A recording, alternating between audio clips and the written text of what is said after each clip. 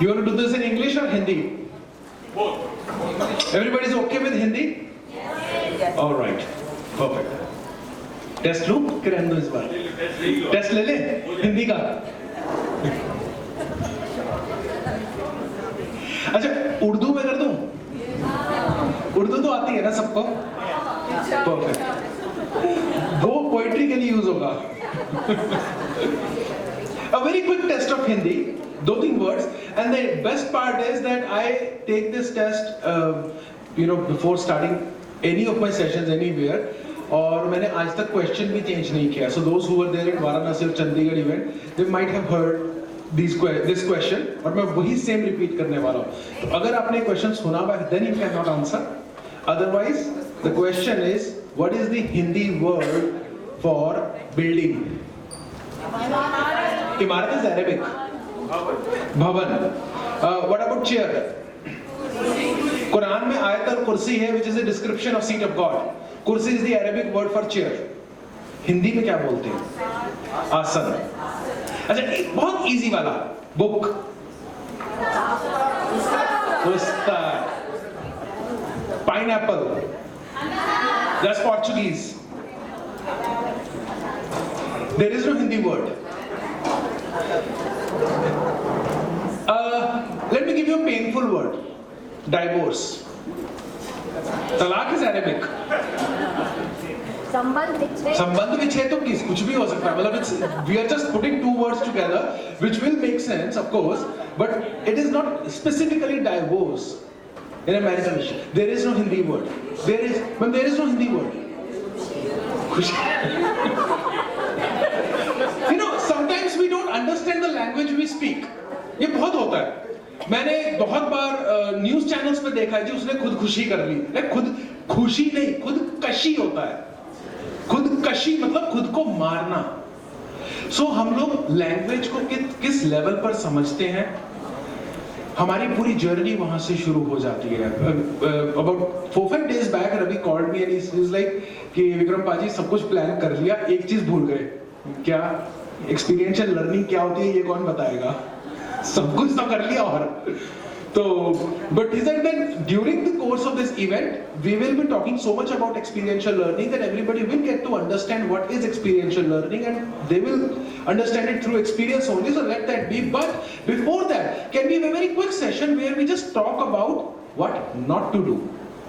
So here I am with demythifying experiential learning. So we will be talking about a few myths. I'll bring top 10 myths of experiential learning. We'll talk about them. We'll discuss क्या नहीं करना है. All right. My PPT is up there. Who's controlling? Whosoever is controlling, please. I become the partner man now. Great. ये चलती कहाँ से है? किस डायरेक्शन में?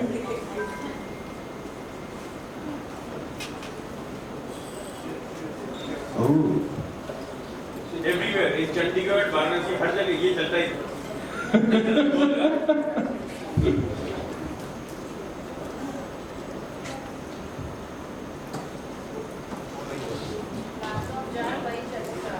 Maybe you could just start with the laptop. Anyways, experiential learning होता क्या है? Experiential learning, as we understand, that when we learn something by doing, तो अपने हाथ से कुछ भी करके when you experience, तो वो experiential learning हो गया. बहुत सारी theories exist करती हैं. You just say experiential learning or experiential learning theory, so you will get 4-5 लोगों के बड़े-बड़े नाम, उनकी बड़ी-बड़ी theories, and they have given some complex definitions how to do, how not to do, and I'm not going to get into all that because that's not experience. That's again रट्टाफिकेशन. कि उसने theory लिख दी, हमने रट्टा मार के class में आकर बोल दिया. I'm not going to touch upon that. I'm going to touch upon certain elements which we practically do. So experiential learning हम किस तरीके से implement करते हैं? There are 3 major ways that we can implement experiential learning with. So basically जो मैं बोल रहा हूँ वही एक वर्ड स्लाइड पे लिखा हुआ था. जब तक आती है ठीक है, अदरवाइज बात तो कर ही सकते हैं.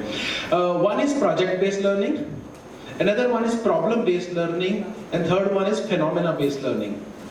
Now project based learning is what most of us do when we say experiential learning. And with in project based learning हम क्या करते हैं, हम लोग उसको प्रोजेक्ट के अंदर एक छोटी सी एक्टिविटी के अंदर एक और छोटा सा टास्क लेके समझते हैं कि हमने एक्सपीरियंशियल लर्निंग कर दी क्लास में। That is not experiential learning. Class में एक छोटी सी एक्टिविटी करवाना, किसी बच्चे से एक कागज का फूल बनाना, वो एक ऑरिगेमी का एक अच्छा टास्क हो सकता है, वो क्राफ्ट्स की क्लास के लिए अच्छा है। Experiential learning, the holistic learning के लिए it's not sufficient. We need to add a little more to that.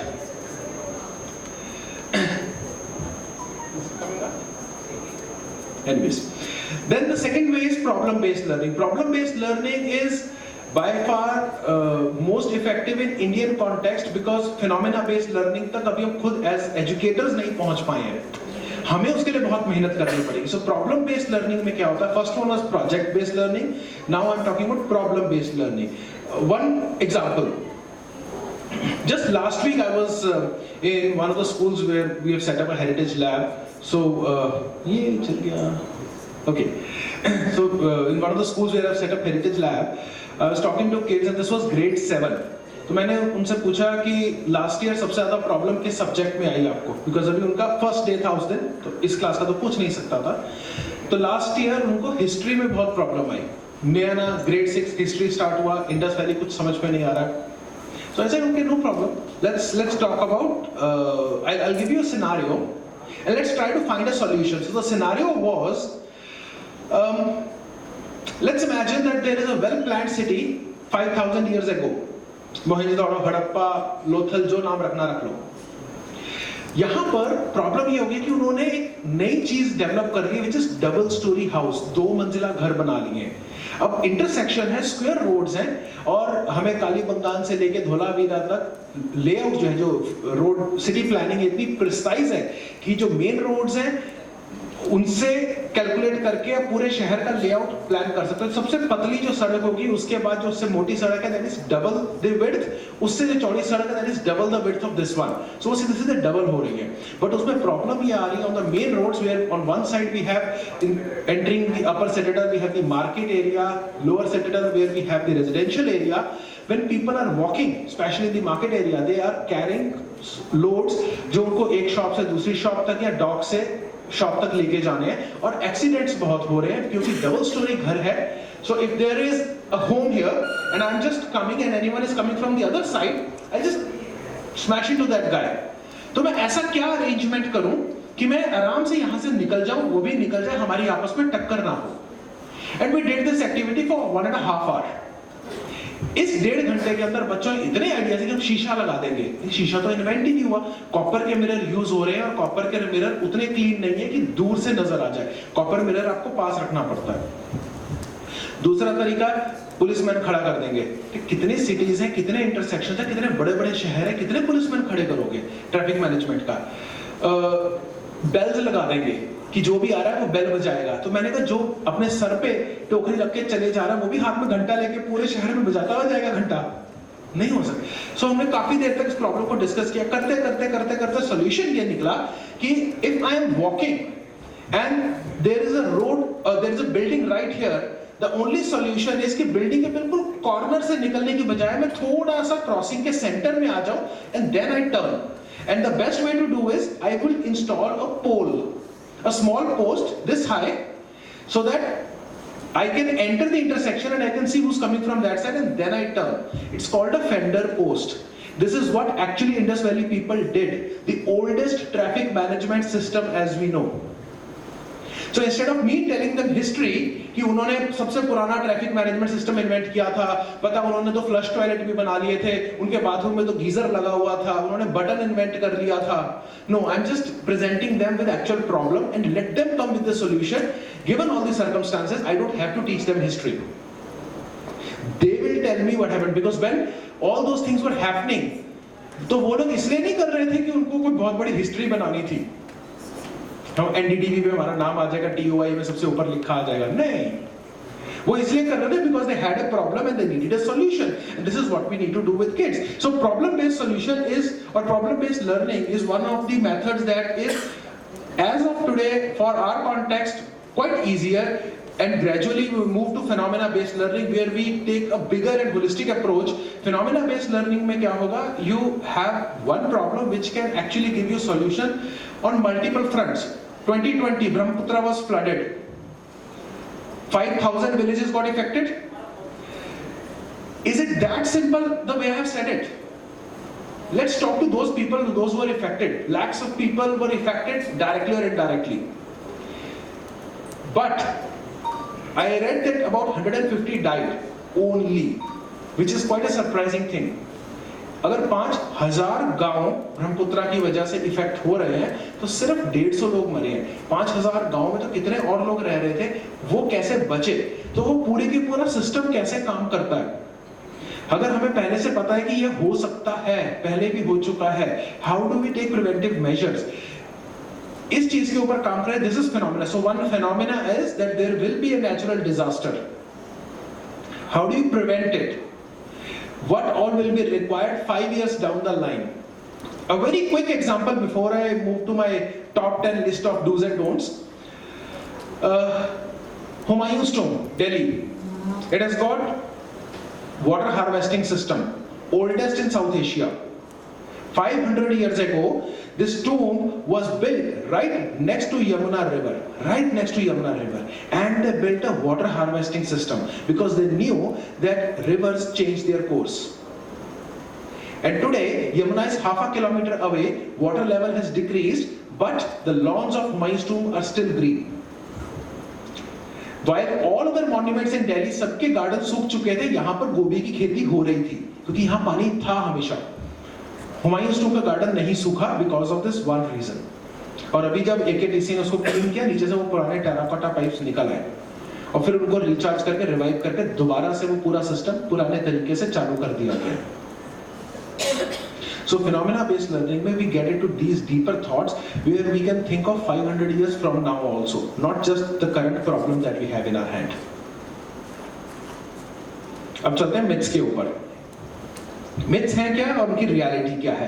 Number 1, we think that it will always work. हम एक एक्टिविटी लेकर आएंगे, क्लास में लगाएंगे, बस वो तो काम कर जाएगी। ऐसे नहीं करेगी, हमेशा नहीं करेगी। ये भी जरूरी नहीं है कि बच्चा उसको एंजॉय कर पाए। We will have to create a blend of whatever we are doing right now with our normal classroom teaching, lecture based teaching, and these activities of project based learning or phenomena based learning. Overnight you cannot flip a switch और सब कुछ नहीं change होने वाला है। एक pilot project करके धीरे धीरे आपको स्टेप अप करना पड़ेगा। We also think, and it has been said by many, that it will reduce teachers load. कभी नहीं होने वाला, trust me। आपका काम बढ़ जाएगा, 1.5 गुना 2 गुना भी हो सकता है, but it's required.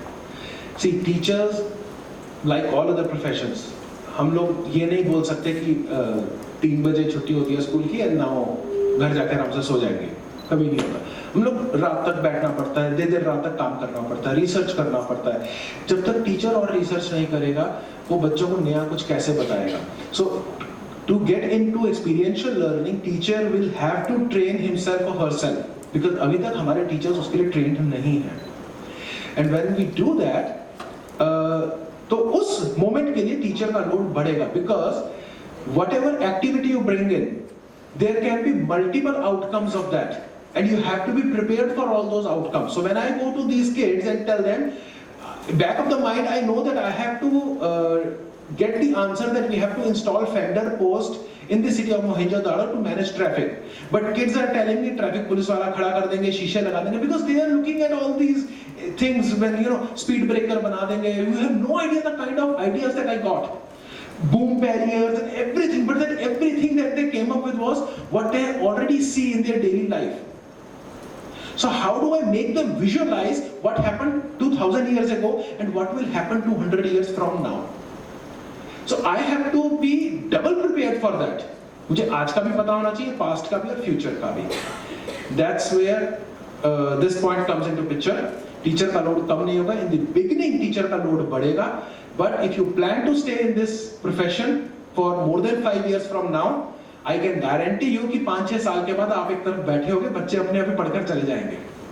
हो सकता है स्कूल की बिल्डिंग भी एग्जिस्ट ना कर रही हो, हम लोग कहीं भी गार्डन में लॉन में बैठेंगे, थोड़ी देर बात करेंगे, the learning will continue, because learning तो हर टाइम पे हो रही है ना। व्हाई डू वी थिंक कि नहीं आके वो पूरे थिएटर सिटिंग के अंदर क्लासरूम में बैठना ही पड़ेगा टेबल आगे रख के। It's all about activity. So we often think कि अगर एक्टिविटी बहुत अच्छे से प्लान कर ली है तो कुछ भी हो सकता है। So I was in one of the schools where I was invited to talk about project-based learning and experiential learning, and when I started my session, all the teachers were sitting, we finished everything, and teachers were like, "Sir, whatever you're teaching, good, but we are already doing this. We don't need all this." And I had that was the tea break, and it was a day-long workshop. And I was like, "Okay, great. If you're already doing this, then I don't have to continue. मेरा भी time बचेगा, आपका भी बचेगा. You tell me what you are doing." So they took me to their classrooms. Classrooms में उन्होंने second class के, third class के बच्चों से कटआउट्स बनवा के पूरी क्लास में फ्लैग्स लगा रखे हैं, जिसके ऊपर 3 into 3 is equal to 9, 1 plus 2 is equal to 3. All that stuff is written. Say, "Sir, see, all this kids have done." I said, "Did you give scissor to class 2 child or class 1 child?" "No, sir, we did the cutting, but they wrote." Said, "I can see a perfect handwriting, and I know kids don't do this beautiful handwriting." "No, sir, in some cases we helped." मैंने कहा, क्या आपने बच्चे से ये पूछा whether he wants to write or he wants to sing? Maybe this kid really wants to do ekam do duni char. Maybe he wants to do that. At least give him an option. बच्चे से नहीं पूछा, teacher को लगा यही ठीक है और मुझे अभी भी ये खत्म करना है, मेरे पास 40 मिनट्स हैं, मैं उसमें इतना ही कर सकता हूं, और कर दिया। So that is not experiential learning. That is just that आपने एक मोड हटा के दूसरा मोड हटा दिया, बाकी आप रेक्टिफिकेशन पे फिक्स हो अभी भी।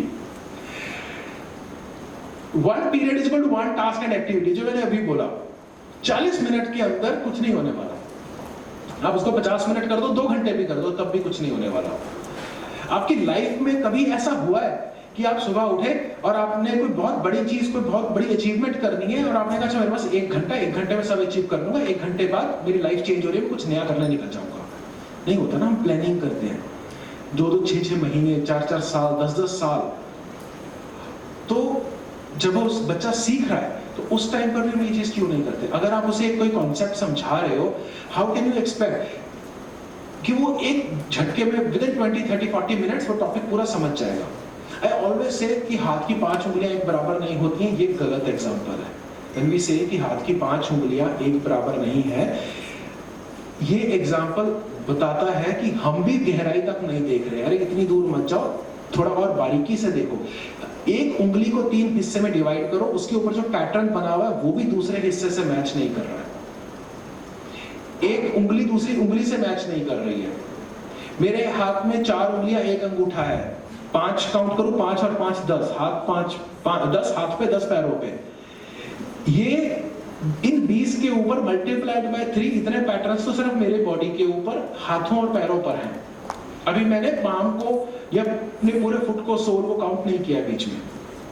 Now multiplied with the 7 billion population of the world, if nature can be that unique and discrete, we cannot expect 40 kids sitting in a room and one teacher entering in 40 minutes, सबको सब कुछ पढ़ाकर चला जाएगा वो teacher. So your activities will have to be spread out. Teacher के लिए ये possible नहीं है कि वो हर बच्चे को अलग अलग पढ़ाए। अगर हम बच्चों को सिर्फ इतना बोलते हैं कि everybody is allowed to ask question and every kid takes 1.5 minute to ask question, मैं एक पीरियड में क्वेश्चन सुन भी नहीं सकता हूं, आंसर करना तो छोड़ दो। So it's practically not possible. The only solution to that is experiential learning, but the activity or the project or the bigger experience has to be designed in such a way where you bring in one concept and that concept goes on for multiple days. I'm sure everybody either enjoys or at some point in time you have watched those stand-up comedy shows. You've seen some stand-up comedy shows? देखे होंगे सबने? Have you noticed one thing? This is something that I haven't noticed. Often, when a comedian starts, he starts with some story, some incident, and down the line when he's doing blah blah blah blah, he comes back or he refers back to that original incident. और वहां पर एकदम से लोगों को ज्यादा हंसी आ जाती है, and he partially refers to it. So वो जो कनेक्शन है, क्यों नहीं हम वो कनेक्शन अपने एजुकेशन में भी ला सकते? क्यों नहीं एक सब्जेक्ट का टीचर दूसरे सब्जेक्ट के टीचर के साथ स्टाफ रूम में बात कर सकता? क्यों जरूरी है कि स्टाफ रूम में बैठ के बस इतना ही पूछना है, अच्छा जी कल क्या खाया था और कैसे हो? ये भी तो पूछ लो कि मैम आप क्या पढ़ा रहे हो, मैं ये पढ़ा रही हूँ, हमारे ये टॉपिक मैच करता है। तो tomorrow when I am going to talk about story telling in detail, I am going to touch upon this aspect as well, that how two teachers should talk to each other. बच्चों से तो हम बाद में बात कर लेंगे। Teachers think कि बच्चों को एक्टिविटी पकड़ा दो वो कर लेंगे, बस सीख गए। एक्सपीरियंस तो ऐसे ही होता है ना, कर लिया सीख गया। नहीं, एक्सपीरियंस होता है when you fail multiple times, and when you fail you analyze your failure, you reflect upon your failure। खाली क्लास के अंदर आपने एक बच्चे को बोला बेटा जाओ वो पतीला रखा हुआ उसके अंदर दूध डाल के आ जाओ, चाय बन गई। अरे देखो चाय बनानी आ गई उसको। एक बार जब चाय उसके ऊपर गिरेगी ना डालते वक्त, उस दिन वो सीखेगी चाय गर्म होती है, उसको हैंडल कैसे करना है। So failures and reflection are two aspects which we often forget while talking about experiential learning, and they should take center stage, because success multiple failures के बाद ही आ सकता है, और जब तक अपने failures की डेप्थ में एनालिसिस स्टडी वो सब नहीं करते तब तक सक्सेस किसी मायने का नहीं है, क्योंकि आगे जाके बड़ा फेलियर आपकी वेट कर रहा है फिर। Many teachers also think, many, not all, many think that it has to happen outside the classroom। जाएंगे गार्डनिंग करवाएंगे, ग्राउंड में खिलाएंगे। नहीं, यहाँ पर भी एक्सपीरियंशियल लर्निंग हो रही है हम लोगों की। हम लोग सोते वक्त भी जब सपना भी ले रहे हैं तब वो भी हमारा एक तरह का एक्सपीरियंस है, हमारा ब्रेन तब भी काम कर रहा है, चाहे पार्शियली कर रहा है। एक्सपीरियंस हर टाइम पे हो रहा है, it's up to us how do we use that experience. One experience fits all, please, for God's sake, never. Every single session that I have done in my life, this one line I have repeated. You cannot teach snowfall in Kerala, you cannot teach air conditioners in Ladakh. You can only show them on a smart board. But you cannot tell a child sitting in Cochin or Thiruvananthapuram कि तुम्हारे freezer के अंदर जो चीज है ना वो आसमान से गिरती है। क्लास 2 को तो कभी नहीं समझ में आने वाला, क्लास 1 को तो कभी नहीं समझ में आने वाला। ओके ना, ये फ्रीजर में ऊपर से कैसे गिर जाएगी? बैठा कर उसको प्रेसिपिटेशन, कंडेंसेशन, जो मर्जी टर्म सुना दो, ऊपर से शक्ल देखता रहेगा। And a child who is already staying in -20 इन लद्दाख, वो कहता है एयर कंडीशनर, भाई हीटर की बात करो, एयर कंडीशनर क्यों चाहिए मैं? क्योंकि उसने लाइफ में कभी उससे आगे देखा नहीं है। Please do not go to YouTube, download experiment and take it to your class. Don't do that. You have to study your students, your audience, you have to customize your activity, you have to customize the experience, and next year when the batch changes, same activity will again not be repeated, because हो सकता है इस बार के बच्चे कुछ और समझते हैं। आपको बच्चों के साथ बैठकर एक्टिविटी को डिजाइन करना पड़ेगा, पहले आपको अपने स्टूडेंट्स को समझना पड़ेगा। ये एक एस्पेक्ट है जो हम में से बहुत लोग नहीं करते, क्योंकि हमारा लेसन प्लान एक बंद कमरे में डिजाइन होता है, ना कि बच्चों के साथ बैठ के कभी। हमें पता ही नहीं होता इस साल में बच्चे कौन मिलने हैं, कौन से मिलने वाले, कैसे मिलने वाले, लेसन प्लान बन चुका होता है।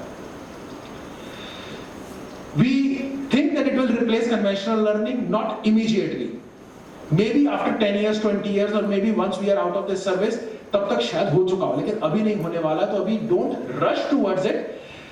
Let's figure out a way, maybe 80-20 हो जाएगा कि experiential learning takes a larger share of it, but जो conventional lecture based learning है अभी for the time being it will stay, we cannot just run away from it, and we think students always love activities। सारे बच्चे नहीं पसंद करते, कुछ मेरे जैसे आलसी भी होते हैं। अगर मैं आलसी ना हो तो 2-4 लाइनें तो और लिखता, इसके ऊपर एक लाइन लिख के छोड़ दिया। So आपके बच्चे, आपके स्टूडेंट्स क्या चाहते हैं? क्या आप ऐसी टीम्स डिजाइन कर सकते हैं क्लास के अंदर? Team activity is very important.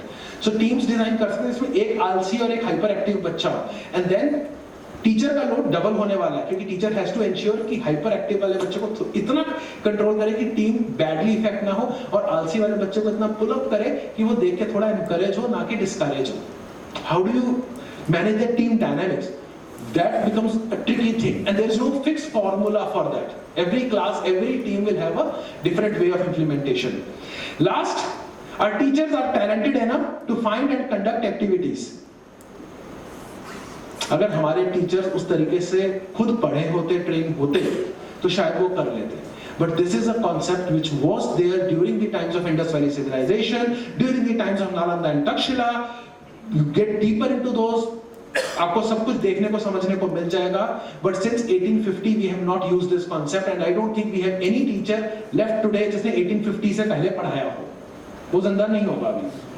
तो अभी के जो टीचर हैं वो मॉडर्न एजुकेशन सिस्टम से निकले हैं, उनको ये कॉन्सेप्ट उतनी डेप्थ में समझ नहीं आते. Thankfully we have a few experts who have spent years and mastered that art, that how do we bring in experiential learning into our existing rote and conventional or lecture based learning system, and with few drops trickling initially going to a full flood of knowledge, how do we gradually move there? So we will need help of those people. Do not just go to your school and being a principal or head of the institution कि हाँ I'm very much motivated, मैंने कुछ सीखा है, and then you expect कि आपके teacher already अपने घरों में बैठे हुए मोटिवेट हो चुके हैं क्योंकि आप यहाँ पे एक मोटिवेशन सेशन आपने कहीं पे अटेंड किया था. वैसा नहीं होता. I have experienced this क्योंकि teachers come back and complain कि सर आप लेक्चर ले लेते हो, फिर हमारे ऊपर पूरी बिजली गिरती है, हमें समझ नहीं आता क्योंकि वहां पर कुछ होता है, मैम के पास इतना टाइम नहीं है, वो अगर हमें समझाएं, हमें खुद से करना होता है, एक लाइन बोल के छोड़ देते हैं वो, या एक एसएमएस वहीं बैठे बैठे व्हाट्सएप आ जाता है ग्रुप में कि ये करना है हमें कल से. तो है क्या ये तो बता दो. Don't expect teachers to know everything. Let us help them so they can help the kids. Quick conclusion. Experiential learning is a blend of project-based, problem-based and phenomena-based learning. Depending कि क्लास में क्या requirement है उस हिसाब से up down करना पड़ेगा हमें, किस टाइम किस चीज की जरूरत है. There must be a balance between lecture-based and experiential. कभी-कभी activities हो रही है, कभी क्लास में बैठा के आराम से किताब से पढ़ा सकते हो. It will not be a crime or a sin.